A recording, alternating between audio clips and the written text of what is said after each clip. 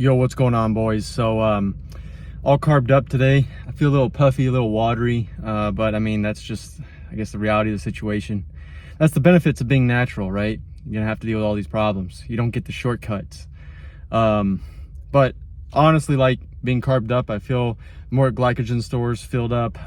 You can push more at the gym. I've done a cut before where I was limiting carbs and you just don't feel that good on it, and you literally deflate like a balloon. And so if you like feeling like a deflated balloon and thinking you lost weight but really it was just a bunch of water, go ahead.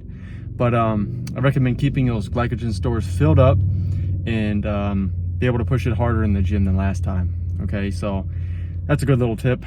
I want to talk a little bit about negative feedback loops. So when you're not eating right, okay, or if you haven't been in the gym in a while, it's going to be a dramatic change in your lifestyle when you decide to actually start going. And so when you start moving, right, you actually start going into the gym and doing stuff, you're going to feel less motivated. But once you're there, you're going to feel good about it.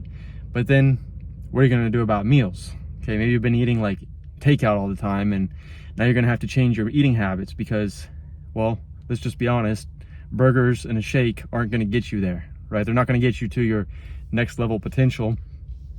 And I'm not going to lie and say I've never had hamburgers and stuff. Of course I have.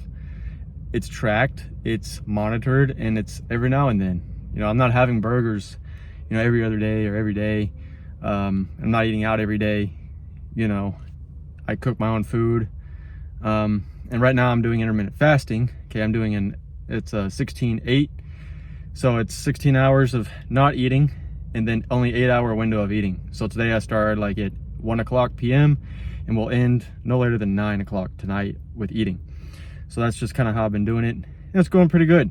You know, I actually feel really hungry in the morning, but your body starts to tap into those fat stores, and it is really beneficial because you're actually going to start losing a little bit of fat if you're in a calorie deficit. If you're trying to put on weight, well, then that's a little different, but that's just how I've been doing it. So yeah, negative feedback loops. When you're not eating right, you're not going to want to go to the gym. You're not going to feel motivated to do anything. So just, it starts with the little things. If you can start eating right, and you're going to feel better. When you feel better, you're going to want to work out. And then when you start seeing results, you're going to want to keep that momentum. So this is all about momentum.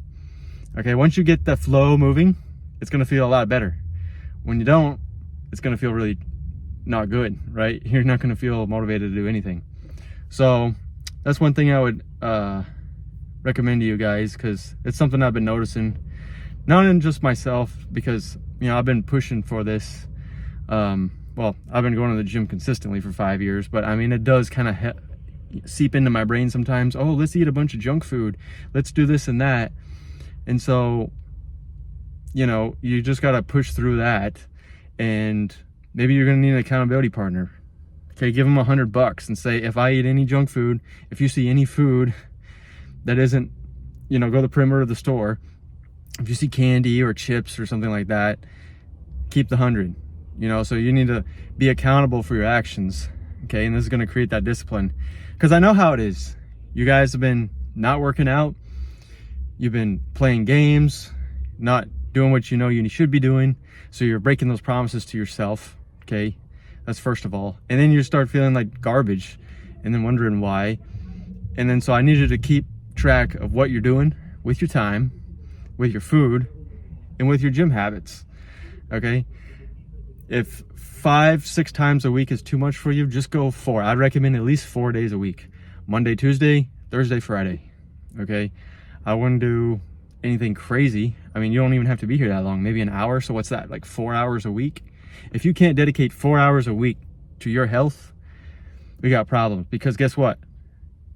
Eventually you're going to have health problems, and then you're going to be like, wow, I should have been to the gym. Because believe it or not, the gym can actually reverse disease, prevent cancer, save you from type 2 diabetes, prevents you from a lot of heart issues. Okay, think of your heart as like a water pump on a car, and it's just cycling, you know, all that stuff. Well, if your pump clogs up, you're done. You can't just go to the auto parts store and just go grab another heart, you know. So, and once your arteries are clogged, it's really hard to unclog them. So let's just keep them unclogged so we can keep the flow moving. All right, I recommend you guys check your blood pressures, you know, make sure you're in good heart health. Get your blood work done every year at least. I'm trying to get mine done here soon, just like a yearly physical. Kind of behind on that, but that's my bad. I've been trying to find a doctor, but none of them are working with the insurance I have. So next year I'm getting a new insurance. They try to charge me some crazy amount because we weren't in network. So keep an eye on that. If you guys have insurance through your company or whatever, make sure that you're in network before you just go there and just assume that, you know, because they had swapped, like the company swapped. It was like one company that took it, and then halfway through the year I didn't go. It was like an urgent care, and then they switched again, and then I didn't realize, and it was too late. So it's like, what is this? And then they decided to leave. So now the place is for lease. They don't exist anymore, and they're like, oh yeah, you still owe all this money. And it's like, huh? So keep an eye on that when you're doing any sort of medical things, whether that be blood work, urgent care, whatever. So yeah, when it comes to the negative feedback loops, you can be in a positive one. Okay, that is possible too. Like I was saying, momentum, eating right, working out, pushing yourself to be here. Do I want to be here at the gym right now? Honestly, today, not really. I was behind today. As you can see, it's even darker than it should be. I'm an hour behind schedule. I had some things come up, and that's just life.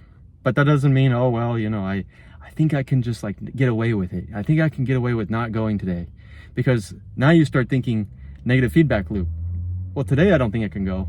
Well, what's going to happen tomorrow when this other issue happens? Oh well, I can't go either. Oh well, I can't eat right today. I don't feel like it. Forget it. And so you start heading down a bad track, and you've got to catch yourself. Okay, if you don't catch yourself, someone needs to, because it's not going to end very well. You know what I mean? Especially if you guys live alone. I know that I lived alone for a year, and it was pretty rough because there was no one there to help you. No one cares about you. Okay, no one's there to save you. And so really it was a lot of YouTube. It was a lot of other types of people to be an influence on my life and to keep that positive feedback going. Otherwise, yeah, it probably would have been a pretty lonely existence, you know, and headed down a bad path of negativity and just not wanting to do anything. And I know some of you guys are down that path, or you're just in a complacent path where it's like, hey, it's okay, or I hit the gym sometimes, but you're wondering why you haven't improved anything. You can't be lifting the same amount of weight. You gotta, every day you have to come in, and maybe you can do like this. This is what I've been doing, okay? I've been going in 75% of my 1 rep max, 4 sets of 9. That was today, shoulders and arms. And then what you end up doing is try to hit the same amount the next week as well. So try to do at least 2 weeks in a row the same weight, and then try to start increasing it by like 2.5, 5 pounds. And you should be able to. I don't see any reason why you can't, especially if you're a newbie. So the newbie gains, they're a real thing. Make sure you're taking progress pictures. It doesn't need to be in an egotistical way. Just, hey, this is where I'm at, so I can come back one day and look. Okay? And you're gonna thank me for that, because some people think they don't need to take pictures, and then some people take too many pictures. I don't know. I don't think there's too many pictures. I have 25,000 pictures on my phone, you know, over the last like 3 years. That doesn't mean that there are 25,000 pictures of me in selfies. Absolutely not. But I'm a picture taker. I'm a visual guy. I like to see things. I like to remember that. You know, people are like, oh, we'll capture the moment. Well, how about I capture the moment while taking a picture as well? That way I can double capture the moment and share with someone else as well. So that's just me. You don't have to do that, but that's just what I like to do. And so you can see your progression, because otherwise you're going to say, wow, I've been at the gym for 5-10 years, you know, and I haven't made any progress, when in reality you actually have. You just haven't really been able to fully see it. So keep that in mind, and keep the positivity flowing like the blood through your veins. And yeah, so that's all I got for today. See you guys in the next video. Take care. In a world full of fakeness and deception, keep dominating your realities, boys.